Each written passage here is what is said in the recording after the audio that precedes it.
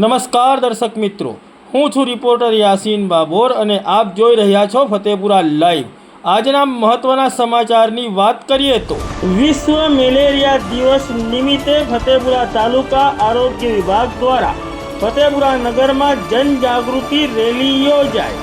ફતેપુરા તાલુકાના મુખ્ય મથક ફતેપુરા સહિત સમગ્ર ફતેપુરા તાલુકામાં વાહકજન્ય રોગો મેલેરિયા અને ડેન્ગ્યુના રોગોની અટકાયત અને સાવચેતીના ભાગરૂપે લોકોમાં મેલેરિયા અને ડેન્ગ્યુના રોગોની જાગૃતિ આવે તે હેતુથી ફતેપુરા તાલુકા આરોગ્ય વિભાગ દ્વારા વિશ્વ મેલેરિયા દિવસ નિમિત્તે જનજાગૃતિ રેલીનું આયોજન કરવામાં આવ્યું હતું, જેમાં ફતેપુરા તાલુકાને મેલેરિયા મુક્ત કરવા માટે આહવાન કરવામાં આવ્યું હતું।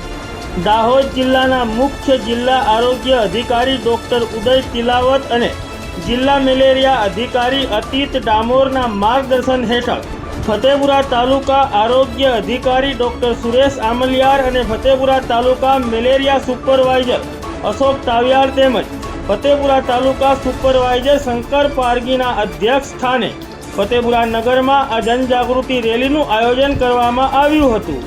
આ રેલીમાં ફતેપુરા તાલુકાના તમામ પ્રાથમિક આરોગ્ય કેન્દ્રના આરોગ્ય કર્મચારીઓ અને સુપરવાઇઝરો હાજર રહ્યા હતા।